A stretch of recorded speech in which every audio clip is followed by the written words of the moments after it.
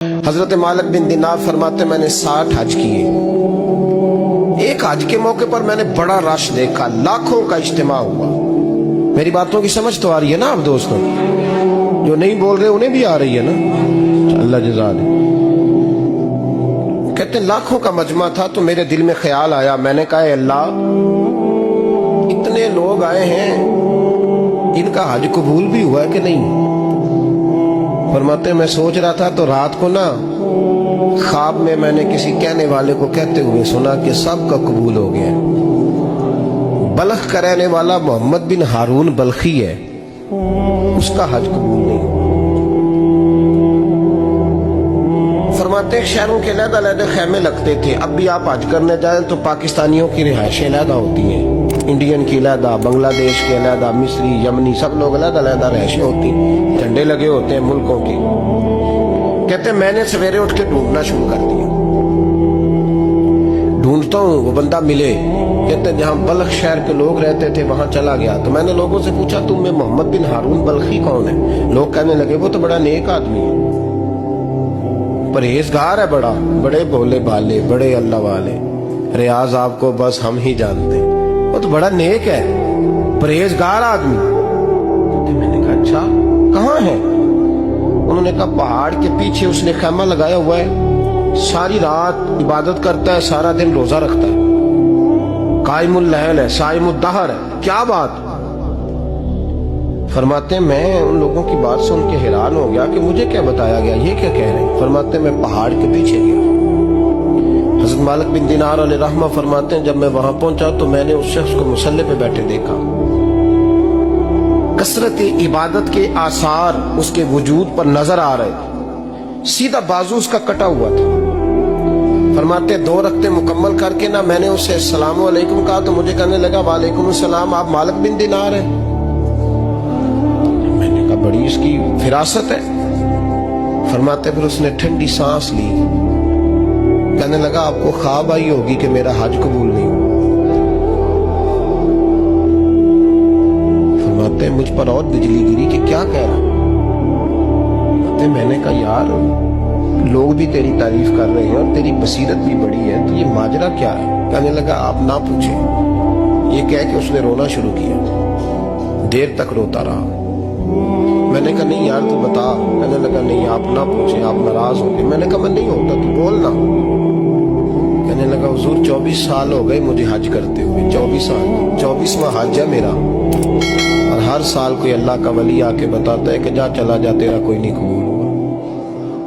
बेपरवाही वेख सज्जन दी जिथे किसे दी पेश न जावे, उन्हें ताजा माले दर दर रोले ते मंगतियां तख्त बिठावे, आजम किसे नु कारा मिलदा ही कोई काबे खाली आवे।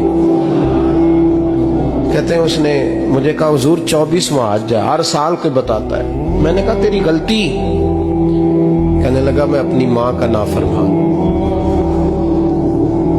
मैंने कहा वाकया क्या हुआ? कहने लगा हजरत अल्लाह ने मुझे दौलत दी, माल दिया, जमीनें दी तो मैं अय्याश हो गया। इमाम मालिक बिन दिनार रहमतुल्लाह अलैह फरमाते हैं मुझसे कहने लगा पैसे आए तो मैं अय्याश हो गया। रमजान का महीना था, असर के बाद मेरी अम्मा इफ्तारी की तैयारी कर रही थी, मैं गया, मैंने कहा शराब पी हुई, अम्मा रोटी दे। अम्मा कहने लगी शर्म कर, शर्म कर, रोजा रखा नहीं तो जिन्होंने रखा है उनका तो ख्याल कर। कहते अम्मा की बात का मुझे गुस्सा लगा। मैं कहा करता हूं बदनसीब है वो बेटा जिसका बाप उससे बात करते हुए डरता है कि पता नहीं कहां से बोलेगा। बदनसीब नहीं वो बेटा जिसकी माँ उससे बात करते हुए सहम जाती है कि पता नहीं कौन सी बोली बोलेगा। बदनसीब नहीं कि माँ बाप भी जिससे खोल के बात ना कर सके। हजरत मालिक बिन दिनार से कहने लगा अम्मा ने जब कहा ना शर्म कर तो मुझे गुस्सा आया, मैंने माँ को थप्पड़ मारा और मेरी माँ जलते हुए तंदूर में गिरी। लोगों ने मुझे पकड़ के अंदर बंद कर दिया कमरे में। सारी रात में शोर सुनता रहा पर नशे में धुत रहा। सवेरे आंख खुली तो मेरी बीवी बैग बांध रही थी। मैंने कहा कहाँ जा रही हो? कहने लगी जो माँ का नहीं बना मेरा कैसे बनेगा? तो मैंने कहा मेरी अम्मा का वो तो लोगों ने रात को ही दफन कर दी जनाजा पढ़ के। तड़प के कहने लगा मुझे क्यों नहीं बताया? तो कहते हैं लोग कहने लगे तेरी मरती हुई माँ कह गई थी इसे मेरा मुंह ना देखने देना। जनाजे के करीब ना आए। हजरत मालिक बिन दिनार फरमाते हैं, जब उसने ये बात सुनाई तो मैंने भी उसके मुंह पे थप्पड़ मारा। मैंने कहा तो इसी काबिल है। कहते हैं वो रोने लगा, हुजूर दुआ करे अल्लाह मुझसे राजी हो जाए। कहने लगा जब माँ की इंतकाल की खबर मिली तो मैंने कुल्हाड़ी लेके वो हाथ काट दिया जिससे माँ को मारा था। मैंने सारी जायदादें खिरात कर दी। 24 साल हो गए, 24 साल। सारी रात नमाज पढ़ता हूँ, रोजा रखता हूँ, हज करता हूँ, पर हर साल कोई आके कहता है जा दौड़ जा, तेरा कोई नहीं कबूल हुआ। हुजूर दुआ करे मालिक राजी हो जाए। फरमाते मैं थप्पड़ मार के आ गया। मैंने कहा तुझसे राजी हो जाए इतने जालिम से?